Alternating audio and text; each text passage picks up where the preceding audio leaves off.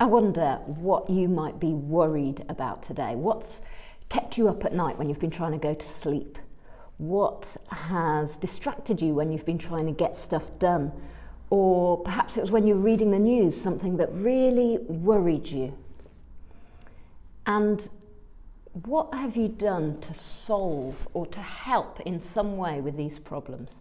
I wonder if you have looked into the problem, read up about it, researched, looked at what we could buy to solve whatever it is that is worrying us, or maybe to donate money, or looked for experts in the area of the thing that we're trying to solve to try and get their opinions. Maybe discussed all the possible routes forward with people, petitioned those in charge, or maybe we've just worked hard or given our resources towards trying to fill the gaps that need filling in order to solve the problems that we see. Isaiah talks of a time when the Israelites found themselves in a hard spot. They were worried. They were worried about their city, Jerusalem, and they were looking for a solution to their problems. And he talks of what they did to try and sort out their problem. He says this in Isaiah 22 verses 8 to 11. He says, "You assessed your defences that day, inspected your arsenal of weapons in the forest armoury. You found the weak places in the city walls that needed repair. You secured the water supply at the lower pool. You took an inventory of the houses in Jerusalem and tore down some to get bricks to fortify the city wall. You built a large cistern to ensure plenty of water." But then Isaiah adds this line which really spoke to me. So they've done all this stuff to secure their city, to make sure to plan for every eventuality.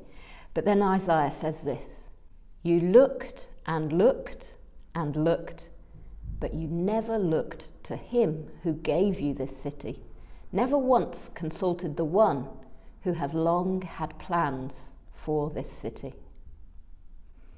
And I wonder if this could be said of me or of us, and I really pray that it couldn't. But I also want to use it to remind myself and make sure I don't fall into this trap. As a church community during the pandemic, the live stream brought us together to pray perhaps more often than we were used to, and on a larger scale.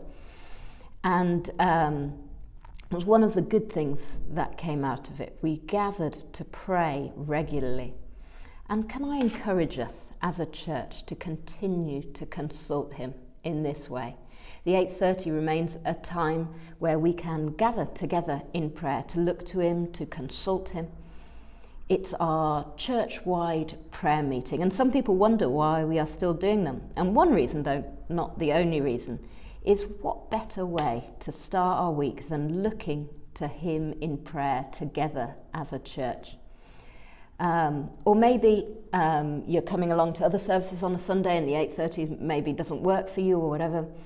I want to encourage you to maybe you would like to join the Friday morning or the Saturday morning prayer groups. They're faithful groups that have joined together in prayer for as long as I can remember.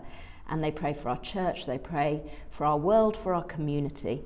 And they gather each Friday morning and Saturday morning. And if you would be interested in joining those prayer meetings to take things to God in prayer, to look to God for the answers to some of the problems that we face, then do let me know. I can give you more details. My email's deb@scbc.org.uk, and I'd be happy to put you in touch with the people that lead those prayer meetings. But also, can I encourage each one of us personally today to look to him, to tell him our worries, to ask him to guide us, to ask him to alter our perspectives as we look at him, that our perspective might be changed on the things that we are worrying about. Isaiah says, "You looked and looked and looked, but you never looked to him who gave you this city, never once consulted the one who has long had plans for this city." Let's be a people that looks to him today, that consults him. Let's continue and grow as a church to be a prayerful church.